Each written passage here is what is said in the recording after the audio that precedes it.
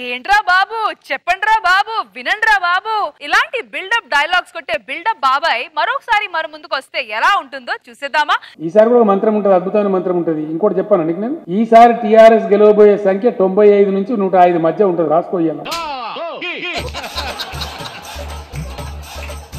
95 to 105 మధ్య ఉంటుంది. రాసుకో. 95 to 105 మధ్య ఉంటుంది. రాసుకో.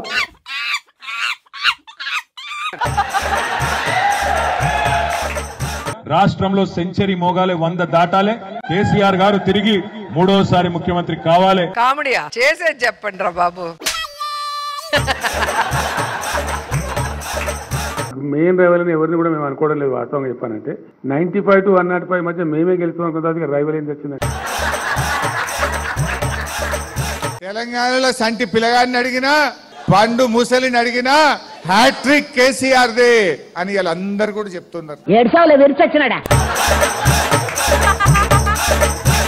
రానున్న తెలంగాణ అసెంబ్లీ ఎన్నికల్లో బీఆర్ఎస్ తీన్మార్ ఖాయమని చెప్పారు రాజకీయ వ్యూహకర్త ప్రశాంత్ కిషోర్. సీఎం కేసీఆర్ హ్యాట్రిక్ విజయాన్ని ఆపడం ఎవరి తరం కాదని తేల్చేశారు.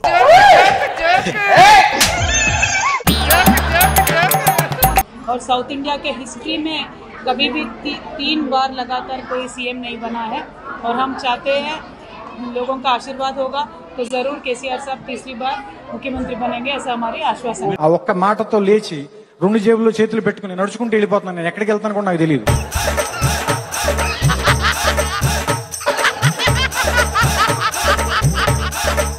మనం గెలుసుడు ముఖ్యం కాదు, 3వసారి ముఖ్యమంత్రిగా కేసీఆర్ గారు అవుడు ముఖ్యం కాదు, అదేదో అత్యవసర మార్కులతో గెలుసుడు ముఖ్యం కాదు. 100 సీట్లు కొట్టి డంకా బజాయించి దేశం మొత్తం ముందు ఇగో మా ముఖ్యమంత్రి గారు, మా ప్రభుత్వం అద్భుతంగా పనిచేసింది కాబట్టి హ్యాట్రిక్ కొడుతున్నాం, తప్పకుండా 100 సీట్లకు పైగా గెలిపిస్తున్నాం అనే ఒక కసితో, కమిట్మెంట్ తో పనిచేయాల్సిన బాధ్యత మనందరి మీద కూడా ఉన్నది. ఇవాళ మీరు ఎన్ని ట్రిక్కులు కొట్టినా హ్యాట్రిక్ కేసీఆర్ దే. నాకు తెలుసుగా నీకు అక్కుర్తి. గెలుస్తున్నాం, దాంట్లో ఏం డౌట్ లేదు. నాకు తెలిసి 95 నుంచి 105 స్థానాల మధ్య రావాలి మనకు, డౌట్ లేకుండా.